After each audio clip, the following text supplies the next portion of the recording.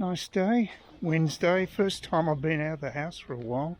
It's starting to get to me, getting cabin fever really big time. Finally got a quote back from the plumbers, the roofing guys, over $7,000. Actually, I think it was $8,000. And it was a pretty poorly drafted quote too. It didn't seem to address issues I'd asked him about. So it was high and it wasn't very comprehensive, so not impressed. So yeah, not great. Yeah, I see someone walking down down along the road because there's no footpaths here. It's one of those things you have to do in this part of the world. So that wasn't great. 7,000 to 8,000. I'm sort of I'm going to definitely look around. The main thing is I got the immediate leak addressed by Adam, so I don't need to worry about that right now. But I will get other people to look at the rear of the house. I mean, it is a hassle having a house in that respect. You've got a lot of maintenance that's got to be done. I guess it's going to be worse this year. Hopefully it'll even out after that if I look after it. That's the theory anyway. That's what I'm hoping. So I got that, and I'm having all sorts of trouble trying to buy a push bike. They're not in stock, and a friend of mine was saying it's probably a COVID related thing. Apparently the demand for push bikes has gone through the roof, so that's not surprising. So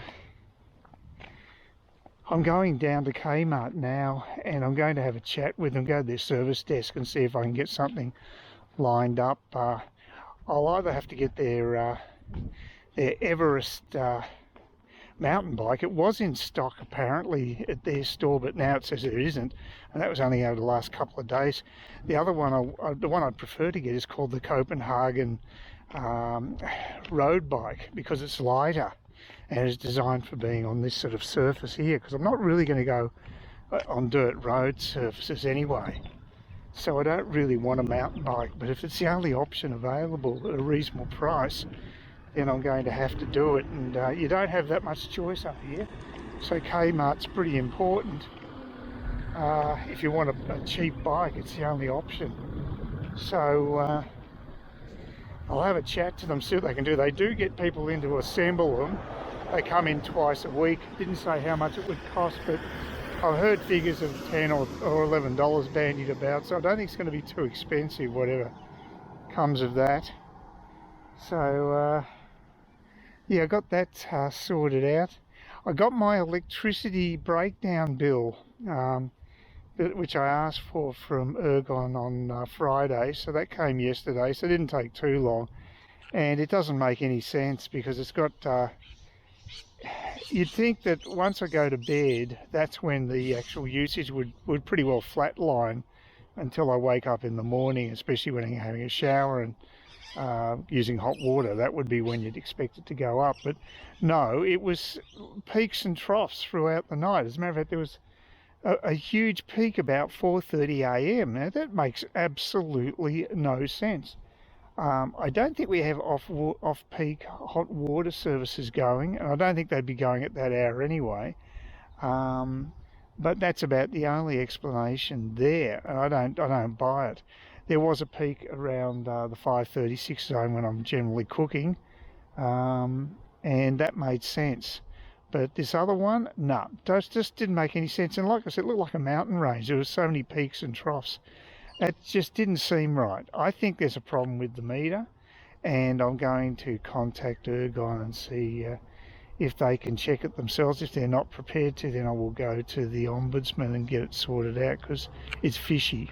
Oh, that's weird. I just said switch and it changed the... got the right screen and then switched back again, so I don't know. I'm at the bus stop anyway. Switch. No, it won't do it. Okay. Yeah, I'm at the bus stop, pretty happy, because I actually went to Kmart. Took a while to get the information I required, but I found that they actually had a Copenhagen road bike returned to them, and they're just at the process of checking it out now. It's already assembled, and assembly costs are only $10 apparently. So that's amazing, but I might even have to pay it if that's the case. I just think I left my phone number there, and they can contact me when if it's okay. And I'll just check make sure. Yeah, it's all recording. Yeah, if everything's okay. Yeah, if it's okay, I'll still got to get my helmet, my bike helmet. Got to go back home and get that. But I've got a daily ticket, so if they do give me a call later today, I could actually come down here and try riding home, which would be interesting. It's about 5 to 7 k's. You can go under the main road here. There is a pathway there, and then you've got a pretty well dedicated footpathway to go down virtually the whole way, and then I can cut through Strombus Road when I'm in Trinity Beach. So not too difficult really, it's quite doable. So it's a nice day. It's a little windy, it wouldn't be perfect for riding, but it'll be okay. Just take it slowly. That'd be a good ride home, a good test for it, but just see if I have any luck there. That'd be great if I could actually pick it up. So see how we go. I might be on the bus twice today, but it'd be good for a good reason anyway. It's just good to get out of the house. I just was so cabin fever. I was really bad. I'm not getting out and about enough. I've got to do it for my own mental health. It's consequence of it anyway. Most people going through these days, especially down in Victoria and New South with lockdowns. So it's pretty bad. Yeah, so anyway, I just missed the bus for about 5 minutes, but that's okay considering I had a bit of luck with the bikes, which is more important. I don't know if I can imagine myself riding to Smithfield very often, but it'll be good to go to Clifton Beach.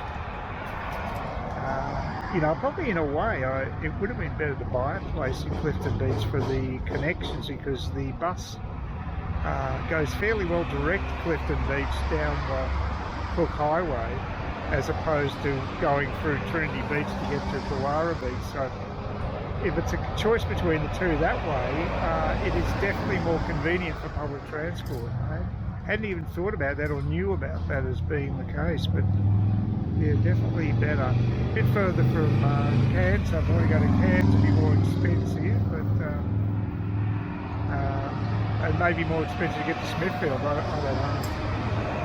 Not bad. They also got back to me, the council got back to me on 2 issues. One is about not having a footbridge over there where where Bunnings is. They handballed that one off to I think it was the state government authority to look after that one. It's not their jurisdiction apparently, so probably could over a main highway, which I guess makes sense technically.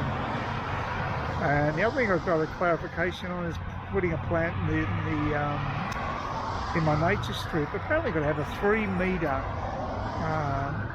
buffer between the footpaths, the gutters, and the plant you want to put in. So it makes it almost impossible for any suburban nature strip to be used, unless they're gigantic. Could work in the country, but not here really. Just an update to that video, which was shot yesterday when I finally got out of the house and broke the cabin fever, which has been affecting me quite severely. I've been way too isolated in the last week or two, and it was really good just to go out and do a bit of shopping, to be quite frank. And I was very happy that it appeared as if the bike I actually wanted fortuitously was available at the store. So I hope that the girl got the right contact numbers for me, because I actually got a call back from the Melbourne customer service area, because they'd sent me an email regarding their query about getting bikes and how much it would cost to get them repaired, get them assembled. And they rang me back and said, well, look, we can't send a message to the store on your behalf, because I just wanted to leave my contact details as a double check that she had the right details to call me. But it's just crazy with big organisations. Kmart in Melbourne can't communicate with Smithfield store directly, send them an email or something. It's a corporate culture. It's absolutely insane. But that's just the modern world for you. It just doesn't make sense. I've worked for big companies. I know they can do really dumb things. So, they employed me for a start, so that's not a good start, is it? Anyway, the big news for today, apparently, not that I'm cracking champagne corks or anything, I'm not particularly excited by it, is that Brisbane's got the 2032 Olympics. Now, the reason I'm not overly enthused is because, one, it could be a huge amount of debt that Brisbane has to take on because of it. That seems to be basically the case with Olympic cities. They get a bit of a buzz prior to the event, but after the event they're left with a huge financial headache, and that's the last thing that Queensland needs right now is more debt. But again, Palaszczuk doesn't care, she's not going to be around. And the other thing is, will anybody be allowed to actually attend the Olympics, or are we going to be through another viral scare of some description? You wonder if any mass sporting events will ever be attended by a great number of people ever again. I know that sounds far-fetched, but gee, this has been a real opener, this COVID thing. I mean, admittedly, Australia was very isolated during the Spanish flu. We cut the borders totally, but again, it was much easier to isolate back then, and I don't think financially we were basically as affected as we are now, because I think people still kept working. I think schools were still open. I may be wrong on that, but I think the crazy lockdown mentality that's basically crippled both Victoria and New South Wales now is going to do so much damage to this country in an economic sense that the medical consequences are going to be tiny in comparison. Now, that's just my opinion. Anyway, I just wanted to add this to the video. It was a short one, so I thought I might as well put some more content in. I'm just waiting for my Coles delivery. And okay, well, that's basically it. So I hope you enjoyed the updated video. And there was one other thing I want to mention too. I thought that the bus route had changed because one of the bus drivers took a different route leaving Smithfield Shopping Centre. And I asked him at the end whether there'd been a change in routes. He said no.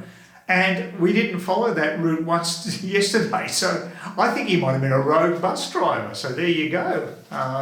Deciding to take a different route. Maybe he's just bored. I don't know. No one got on the extended route that he took anyway until we got to James Cook University. After that, we followed the normal route. But that was weird. That was a week ago that happened. Okay, anyway, look, I hope you enjoyed the video. Please give me a thumbs up, thumbs down, comment. Always enjoy the comments. And please consider subscribing to my channel. Thank you very much. Have a great day.